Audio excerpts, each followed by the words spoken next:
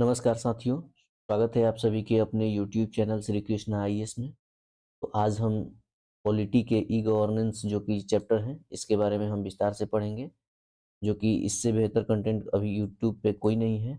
तो ये हम पीटी, मेंस, स्पेशली मेंस और इंटरव्यू के लिए ये हम देखने वाले हैं, और जो कि यूपीएससी और स्टेट पीसीएस में बहुत ही उपयोगी साबित होने वाली है। इसका सोर्स रहेगा जो है कि एम लक्ष्मीकांत से, एनसीईआरटी से और घटना चक्र से, जो कि प्रीवियस ईयर को बहुत ही ध्यान में रखकर इसमें शामिल किए गए हैं। ठीक है, आप कृपया करके इस चैनल को श्री कृष्ण आईएएस पर सब्सक्राइब कर लें और बेल आइकन को ऑन कर लें, और जितना हो सके दोस्तों के पास शेयर करें। और हाँ, यदि हमारा वीडियो कंटेंट और क्वालिटी अगर अच्छा लगे तो कृपया करके चैनल को जो कि वीडियो है को लाइक करें, और जो भी सजेशन हो, जो कि आपका सजेशन स्वीकार्य है, आप कमेंट बॉक्स में अवश्य दें। हमें आपका जो कि सुझाव है बहुत ही अच्छा लगेगा, और इस बात का ध्यान रखें कि सबसे बेहतर ये कंटेंट होने वाला है। चलिए शुरू करते हैं। अब देखते हैं ई गवर्नेंस, जिसे ई अभिशासन भी कहा जाता है। इसमें ई का फुल फॉर्म होता है इलेक्ट्रॉनिक्स, जो कि इलेक्ट्रॉनिक्स होता है ई का फुल फॉर्म। इसके लिए परिभाषा दिया गया है किसके द्वारा? यूरोपीय यूनियन परिषद, मतलब यूरोपियन यूनियन द्वारा, जिसे परिषद कहा जाता है। इन्होंने बताया है कि सार्वजनिक कार्रवाई के 3 क्षेत्र में, यानी सार्वजनिक कार्रवाई का अर्थ होता है पब्लिक सेक्टर में जो भी कार्य किए जाते हैं, इसमें 3 क्षेत्र में इलेक्ट्रॉनिक प्रौद्योगिकी का उपयोग किया जाता है। कौन-कौन सा वो 3 क्षेत्र है? ये 3 क्षेत्र हैं, ये यहाँ तक। सार्वजनिक अधिकारी, यानी सार्वजनिक अधिकारी का मतलब होता है कि पब्लिक जो कि ऑफिसर होते हैं, जो कि गवर्नमेंट ऑफिसर जिसको कहा जाता है, और नागरिक, यानी पब्लिक अधिकारी कौन होता है? जो कि सरकार की नीतियों का पालन कराता है और स्वयं भी करता है, और नागरिक समाज के बीच के संबंध को ई गवर्नेंस के माध्यम से भी जाना जा सकता है। लोकतांत्रिक प्रक्रिया जो है, लोकतांत्रिक प्रक्रिया के बारे में आप सभी जानते ही होंगे कि सभी चरणों में, यानी विधायन हो गया, कार्यपालन हो गया, न्यायपालन हो गया, इसमें सभी चरण में सार्वजनिक प्राधिकरण का कामकाज, जो कि पब्लिक सेक्टर की जो भी प्राधिकरण है, अथॉरिटी है, का कामकाज इलेक्ट्रॉनिक गवर्नेंस में काम आएंगे। ठीक है, और सार्वजनिक सेवाओं का प्रावधान, यानी जितने भी पब्लिक सेवा है, सर्विस है, इसमें प्रावधान किए जाएंगे, इन्हीं इन्हीं को इलेक्ट्रॉनिक गवर्नेंस कहा जाता है। ठीक है, एक और परिभाषा है कि नागरिकों को सूचना प्रदान करने के लिए ई गवर्नेंस की का प्रयोग किया जाता है, यानी उपयोग कहा जाएगा तो नागरिकों को सूचना प्रदान करने के लिए भी ये हो सकता है। ठीक है, अब देखते हैं कि उदय के कारण, यानी किसके उदय के कारण? ई गवर्नेंस के। आखिर जो शासन हो ही रहा था, तो फिर इलेक्ट्रॉनिक रूप से मतलब कि शासन करने का क्या मतलब बनता है? ठीक है, तो देखिए, इसके उदय का कारण है कि शासन की जटिलता को कम करना, यानी शासन में जटिलता है उसको कम करना, और एक ही प्लेटफॉर्म पे कोई एक नया पोर्टल बन गया, उसमें से जितने भी लाभान्वित होने वाले एक्चुअल के जो भी हकदार हैं उनको मिल सके, और फ्रॉडबाजी ना हो सके, और जो भी मतलब कि उसके ओरिजिनल पाने वाले हैं उनका उनको लाभ दिया जा सके। ये सभी एक पोर्टल पे रजिस्टर्ड होंगे, और सीधे जो सरकारें होंगी उनके और इनके बीच में टाई अप रहेगा। तो ये जब पैसा डालेंगे तो सीधे वास्तविक रूप से जो मतलब ग्रहणकर्ता होंगे उनके बीच में जा सकता है, जिसके लिए डीबीटी आया है। ठीक है, अब देखते हैं सरकार से नागरिकों की अपेक्षा में वृद्धि, यानी किसके? सरकार से किसकी अपेक्षा में? नागरिकों के, यानी जितने भी नागरिक हैं उनकी अपेक्षा है, मतलब कि जो भी लाभ हैं उन्हें प्राप्त करने की अपेक्षा में वृद्धि होगा, इसलिए इसका उदय हो पाया है। ठीक है, अब आगे देखते हैं कि विभिन्न धारणा है प्रशासन के संबंध में। राज्य जो है, राज्य के आधुनिकता निर्माण में, आधुनिकता निर्माण का मतलब समझ ही रहे हैं कि आज का जो युग हो गया है, ये आधुनिक युग हो गया है। आधुनिक युग का अर्थ होता है कि इंफॉर्मेशन टेक्नोलॉजी, आईटी सेक्टर में बहुत सारा विकास कर रहे हैं, जैसे हम स्पेस में जा रहे हैं, तो बाकी सब जितने भी इसमें भी आईसीटी का उपयोग किया जा रहा है, यानी राज्य की आधुनिकता में निर्माण में, ठीक है ना? प्रबंधन सूचना प्रणाली, प्रबंधन यानी मैनेजमेंट में, जैसे किसी भी आपदा प्रबंधन हो गया, चाहे फिर से आपदा से पहले जितने भी इंफॉर्मेशन दिए जाते हैं, ये सभी तो ई गवर्नेंस के तहत ही तो आते हैं, ठीक है? बाकी और बहुत सारे हो गए, जैसे आप जैसे जितने भी स्वास्थ्य लाभ, चाहे जितना भी है सब एक ही पोर्टल पे मिल जा रहा है आपको। लाइनों में नहीं खड़े हो रहे हैं, ट्रेन की सुविधा मिल जा रही है जो कि ऑनलाइन ही हो संभव हो पाई है। तो ये सभी ई गवर्नेंस के ही पार्ट हैं, ठीक है? ई सेवा का उद्देश्य क्या है? ई सेवा का उद्देश्य है कि राज्य व नागरिक के बीच में संबंध को मजबूत करना, यानी जो बिचौलिए का काम है वो सभी बंद हो जाएंगे। फिर से सरकार से आप सीधे जुड़ पाएंगे, सरकार एक्चुअल लाभार्थी को की जांच कर पाएगी और उन्हीं के बीच में सेवा का प्रदान कर पाएगी। ऑनलाइन सेवा प्रबंधन जो है, मैनेजमेंट, ये सभी हो पाएगा। यही ई सेवा का उद्देश्य है। एक नोट आता है, मतलब कि नोट इम्पोर्टेंट है कि ई प्रशासन और ई सेवा, इन दोनों को मिलाकर सेवा को, ई सेवा और ई प्रशासन, इन दोनों को मिलाकर क्या कहा जाता है? ई सरकार कहा जाता है, ठीक है? अब आगे देखते हैं, ई लोकतंत्र किसे कहा जाता है? ई लोकतंत्र क्या है? ठीक है? तो राज्य के शासन में भागीदारी सुनिश्चितता, यानी राज्य के शासन भागीदारी सुनिश्चितता हेतु आईटी की उपयोग करना, किसके लिए? पारदर्शिता के लिए, जवाबदेहिता के लिए, लोगों की भागीदारी, यानी लोगों की भागीदारी ज़्यादा से ज़्यादा हो सके, यही ई लोकतंत्र है। ई मतलब लोकतंत्र के सफल बनाने में इलेक्ट्रॉनिक्स का, यानी इलेक्ट्रिकल जितने भी यंत्र हैं, इनकी भागीदारी था। किसमें भागीदारी था? शासन में। पारदर्शिता हो और जवाबदेहिता हो, इसमें लोगों की भागीदारी ज़्यादा से ज़्यादा बढ़े, इसकी सुनिश्चितता करने के लिए ई लोकतंत्र का प्रयोग किया जाता है, इस शब्द का, ठीक है? अब ई गवर्नेंस यानी ई गवर्नमेंट की उत्पत्ति कब से, मतलब इसकी यात्रा क्या है कि कब से शुरुआत में आई, ठीक है? तो ये देखिए 1970 के दशक के दौरान चुनाव, सबसे पहली बार चुनाव का कंसेप्ट आया, जो कि वीवीपैट के बाद सीधे इलेक्ट्रॉनिक वोटिंग मशीन, जिसे ईवीएम कहा जाता है, इसके तहत जनगणना, कर प्रशासन संबंधित ये डेटा है, डेटा प्रबंधन, ठीक है? डेटा मैनेजमेंट जो हो गया, ये 1970 के दौरान प्रयोग में आया, ठीक है? 1977 में इन आईसी की स्थापना, जो कि राष्ट्रीय सूचना विज्ञान केंद्र, इसके तहत क्या हुआ कि सभी जिलों को कंप्यूटराइजेशन किया गया, ठीक है? 1987 में in IC, in ET, NIC, NIT, राष्ट्रीय उपग्रह आधारित कंप्यूटर नेटवर्क, जो कि वो सैटेलाइट के लिए किया गया। तो ये सभी धीरे-धीरे इसकी विकास यात्रा में शामिल होते गए। इसके बाद ठीक है, ये सभी विकास यात्रा में शामिल होते गए। धीरे-धीरे आज के समय में जो कि हम लोग आईटी सेक्टर में बहुत आगे बढ़ चुके हैं। जी का जनरेशन चल रहा है, ठीक है? अब देखिए पिलर्स क्या हैं, स्तंभ क्या हैं ई गवर्नेंस के, बहुत इंपॉर्टेंट है। कौन-कौन सा पिलर है ई गवर्नेंस के? देखिए सबसे पहले इसमें लोगों की भागीदारी बहुत ही आवश्यक है। लोगों की भागीदारी बहुत आवश्यक है। सबसे इम्पोर्टेंट पिलर्स यही हैं। और लोगों की भागीदारी तो हो रही है, फिर उनकी प्रक्रिया क्या है, ये प्रक्रिया बहुत इम्पोर्टेंट है। यानी स्तंभ में केवल लोग ही नहीं हैं, लोग की भागीदारी की प्रक्रिया, टेक्नोलॉजी, टेक्नोलॉजी इस मायने में ये एक संसाधन के रूप में हो, ठीक है? ऐसे नहीं कि केवल आधे संसाधन में ही इसका उपयोग किया जाए, तो ये सभी लोगों के बीच में डिजिटल डिवाइडेड का काम करता है, ठीक है ना? किसी लोगों के पास पहुँच पाता है, किसी लोगों के पास नहीं पहुँच पाता है। इसलिए ई गवर्नेंस के स्तंभ के रूप में ये सभी समान रूप से भागीदारी हैं। कौन-कौन? लोग, प्रक्रिया, प्रौद्योगिकी और संसाधन। ये बहुत ही इम्पोर्टेंट है। आगे देखते हैं कि ई गवर्नेंस के उद्देश्य क्या हैं? क्यों इलेक्ट्रॉनिक रूप से शासन किया जाना चाहिए? इसका उद्देश्य क्या है? पारदर्शिता बनी रहे, यानी कैसे? किसी जैसे देखिए राइट टू इन्फॉर्मेशन अभी जो है, आरटीआई जो एक्ट है 2005-6 से आया है, तो ये इसमें से हम ये मेल के तहत हम किसी भी सरकारी तंत्र में जानकारियाँ को इकट्ठा कर सकते हैं, पूछ सकते हैं और इनकी जवाबदेहिता है।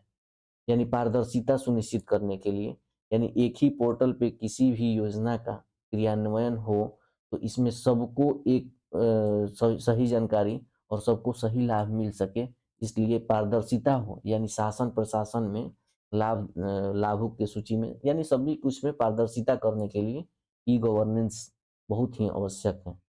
इसका उद्देश्य यही है कि पारदर्शिता बनी रहे। अब देखिए एक जवाबदेहिता, जवाबदेहिता भी इस मायने में होगा कि अगर एक ही मतलब कि बहुत सा ये इम्पोर्टेंट एक जगह है, वहीं से अगर देखा जाए तो भेदभाव मिटेगा। बहुत सारी चीज़ें हैं जो कि जवाबदेहिता बनी रहेगी, किसके? सरकार की जवाबदेहिता बनी रहेगी, किसके प्रति? लोगों के प्रति, जनता के प्रति। व्यापार और उद्योग के साथ इंटरफेस में सुधार, ये तो आपको पता ही है कि हम लोग वर्ल्ड के व्यापार से जुड़ पाते हैं, वहाँ के व्यापार की भाव का पता लगा पाते हैं कि कौन क्या है। तो इसलिए इसका उद्देश्य ये भी सही है कि व्यापार और उद्योग में हम सभी एक साथ जोड़ सकते हैं। जैसे अभी पूरे भारत का मंडी का भाव जान सकते हैं। तो ये तो इसी के चलते तो संभव हो पाता है। शासन दक्षता में सुधार, ये भी है कि शासन दक्षता में सुधार है कि अभी जैसे ऑनलाइन एफआईआर होना शुरू हो चुका है शासन में। आप ज़्यादा देर नहीं हो रहे हैं।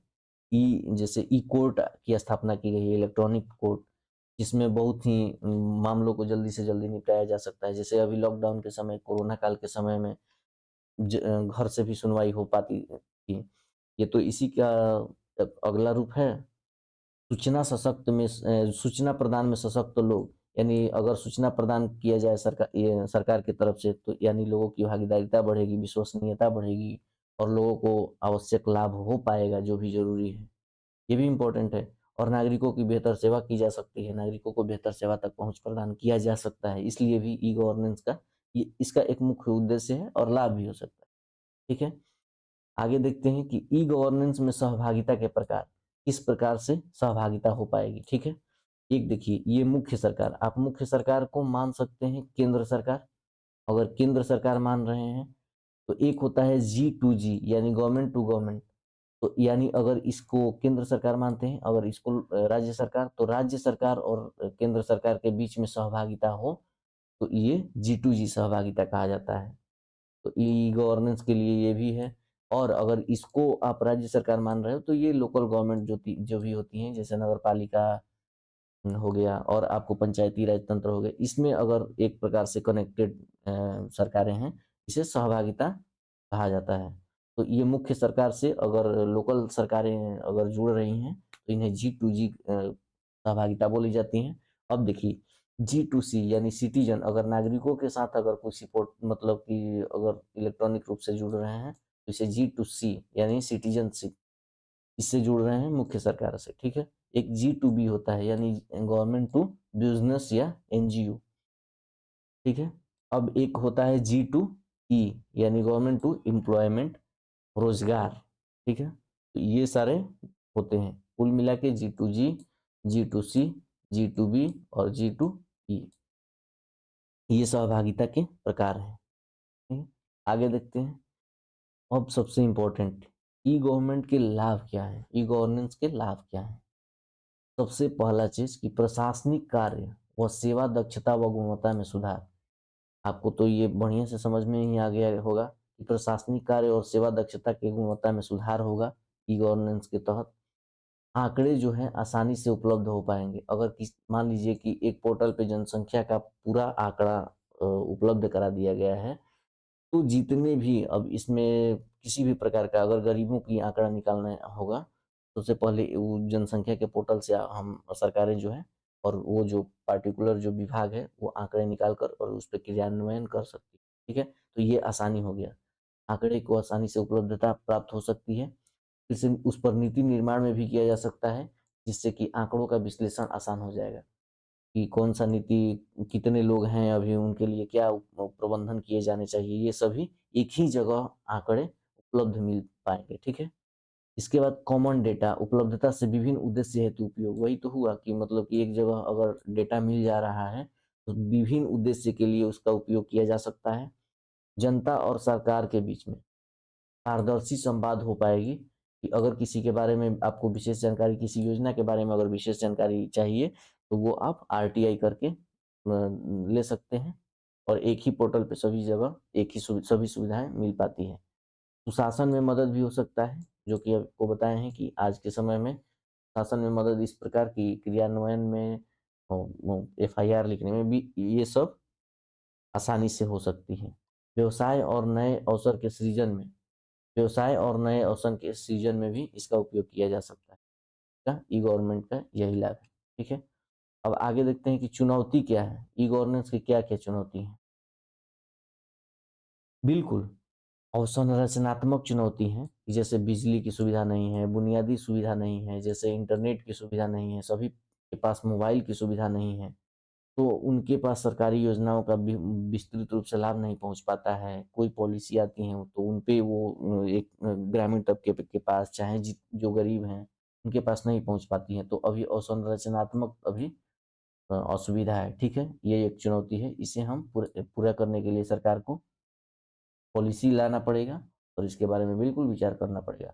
लागत है, महंगा लागत है, सार्वजनिक व्यय ज़्यादा आएंगे और लागत महंगा इसलिए है कि अभी नेट का भी सुविधा मतलब कि बहुत जगह नहीं पहुंच पाया है, तो इसलिए भी इसका इंफ्रास्ट्रक्चरल बहुत ही महंगा पड़ेगा। गोपनीयता जैसे प्राइवेसी का और सुरक्षा का ये सब भी मुद्दा है कि डेटा लीक हो जाते हैं और इनके प्राइवेसी का हनन हो जाता है, ये सब भी इम्पोर्टेंट है। और डिजिटल डिवाइडेड को हम विस्तार से समझेंगे बस एक सेकेंड में। ठीक है, कुछ देर बाद। अब देखिए सुझाव क्या है, इसको सुधारने के लिए हम क्या क्या कर सकते हैं। देखिए ध्यान से, क्लाउड कंप्यूटिंग का प्रयोग किया जा सकता है। ठीक है, क्लाउड कंप्यूटिंग क्या है इसको अगले वीडियो में समझेंगे। ई शासन पहल व जमीनी निर्माण तंत्र पर ध्यान, यानी सबसे जरूरी चीज है कि जमीनी मतलब कि मुख्य रूप से कहा जा रहा है कि बुनियादी निर्माण तंत्र पर हमको ध्यान देना बहुत ही आवश्यक है और ई शासन के लिए पहल करने पर बहुत इंपॉर्टेंट ध्यान देना चाहिए। ठीक है, जमीनी निर्माण तंत्र का मतलब ये हुआ कि अभी जो इंफ्रास्ट्रक्चरल है, जैसे सभी के पास वो डिवाइस नहीं है, नेट की पहुंच नहीं है। ठीक है, तो ये सब ध्यान देना पड़ेगा। देश में ई सेवा का वितरण तेजी से करना पड़ेगा, यानी अभी जितने भी सेवाएं हैं इलेक्ट्रॉनिक सेवा, इनकी वितरण बहुत तेजी से करना पड़ेगा क्योंकि सभी के पास ये उपलब्ध नहीं है। हाई स्पीड नेटवर्क की उपलब्धता करानी पड़ेगी, जैसे 5G और 6G हो गए। इंटरनेट की भी प्रॉब्लम है। इसके बाद क्षेत्रीय भाषा के माध्यम से ई शासन। अब देखिए एक और ये सबसे बड़ा चैलेंज है कि ई शासन के रूप में केवल अंग्रेजी माध्यम को बनाया गया है और ग्रामीण तबकों में अंग्रेजी माध्यम की बहुत ही कम जानकारियां होती हैं। इस वजह से वे शासन में भागीदारिता में बहुत ही अछूता रह जाते हैं। इसलिए उनके अपने अगर क्षेत्रीय भाषा में अगर ई शासन किया जाए और उनको जो भी योजनाएं हैं उनको उन तक पहुंचाया जाए तो बहुत अच्छा आसानी से समझ पाएंगे। देश में ई सेवा सेवा वितरण, सॉरी ये तो यही है। देश में ई सेवा वितरण में तेजी लाना पड़ेगा और क्लाउड कंप्यूटिंग तो हो ही गया। तो अब आगे देखते हैं कि क्या है डिजिटल डिवाइडेड। आखिर डिजिटल डिवाइडेड जो हम पीछे बात किए हैं, सॉरी, परेशानी में कि एक डिजिटल डिवाइडेड भी ई सेवा के लिए परेशान करने का एक तंत्र है। तो क्या है डिजिटल डिवाइडेड। जिसे देखिए डिजिटल डिवाइडेड का मुख्य अर्थ होता है कि लाभ उठाने और वंचित लोगों, यानी कोई व्यक्ति लाभ उठा रहा है और कोई व्यक्ति लाभ नहीं उठा रहा है, तो उन दोनों के बीच के गहरा अंतराल को डिजिटल डिवाइडेड कहते हैं। ठीक है, जनसंख्या के कौन कौन होते हैं कि अमीर गरीब। अमीर गरीब में भी ऐसा हो सकता है किसी के पास वो डिवाइस है और किसी के पास नहीं है। पुरुष महिला में भी वही परेशानी है। शहरी ग्रामीण सभी एक समान तो है नहीं। इस और इनके डिजिटल प्रयोग में अंतर में भी है। जैसे अभी मान लीजिए कि शहरी क्षेत्र में 6G कनेक्शन बहुत तेजी से चल रहा है, लेकिन वही ग्रामीण क्षेत्रों में 6G की अभी छोड़िए 5G तक का पहुंच नहीं हो पाया है। तो ये भी डिजिटल डिवाइडेड का ही प्रकार होता है। और लाभों और सुविधाओं की असमान वितरण, सुविधा का असमान वितरण वही हो गया कि शहरी ग्रामीण क्षेत्र और पुरुष महिला और गरीब अमीर गरीब के बीच में बहुत ही बड़ा गैप, यही होता है डिजिटल डिवाइडेड। यानी डिजिटल रूप से हम लोग डिवाइडेड हैं, यही डिजिटल डिवाइडेड। ठीक है, अब बस आज के लिए बस इतना ही। तो हमारा प्रयास कैसा रहा आप कमेंट बॉक्स में अवश्य बताएं। और हाँ, हम इसी तरह एम लक्ष्मीकांत और एनसीईआरटी की ये सभी टॉपिक को घटना चक्र के साथ ही ऑब्जेक्टिव और सब्जेक्टिव दोनों को एक ही साथ क्लियर कर लेंगे। आपका सहयोग बहुत ही आवश्यक है। तो कृपया करके चैनल को सब्सक्राइब करें और दोस्तों के पास शेयर करें और जो भी हो कमेंट बॉक्स में अवश्य लिखिए। जो कुछ भी आपके मन में विचार आ रहे हों कमेंट बॉक्स में लिखिए और वीडियो अच्छी लग रही हो तो एप्रिसिएट के रूप में थोड़ी-सी लाइक कर दें और बस आज के लिए इतना ही। तो आगे वाले आने वाले वीडियो को हमारा कंटिन्यू वीडियो में बने रहें। धन्यवाद, आपका समय शुभ हो।